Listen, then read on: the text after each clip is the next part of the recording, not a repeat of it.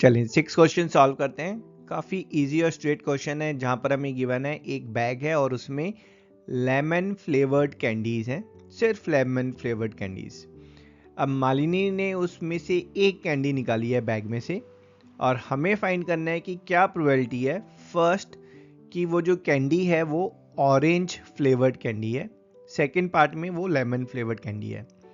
तो वैसे तो लॉजिकली अगर आप देखेंगे तो बहुत ही प्लेन और सिंपल आंसर है कि भाई एक बैग में अगर लेमन फ्लेवर्ड कैंडीज हैं सिर्फ, तो उसमें से ऑरेंज फ्लेवर्ड कैंडी कहाँ से निकल जाएगी। तो यहाँ पर आप बोलेंगे कि भाई प्रोबेबिलिटी कि भाई उसके पास एक ऑरेंज फ्लेवर कैंडी आ जाए, दैट इज जीरो, कि भाई ऐसा हो ही नहीं सकता, it's impossible to take place. But exam point of view से अगर आपको इसको प्रेजेंट करना है तो यू विल से कि भाई probability of event is favourable upon total.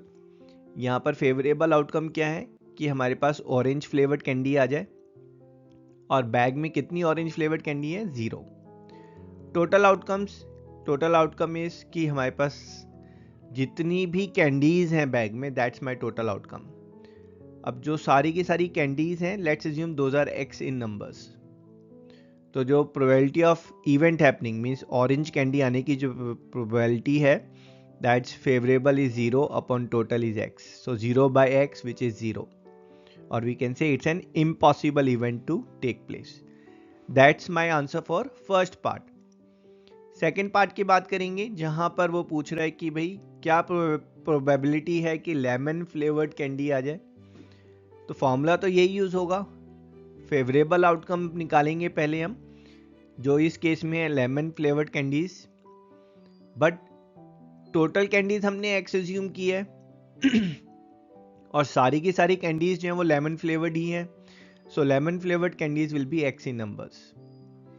Total outcome is what is total number of candies, which is x what we have assumed.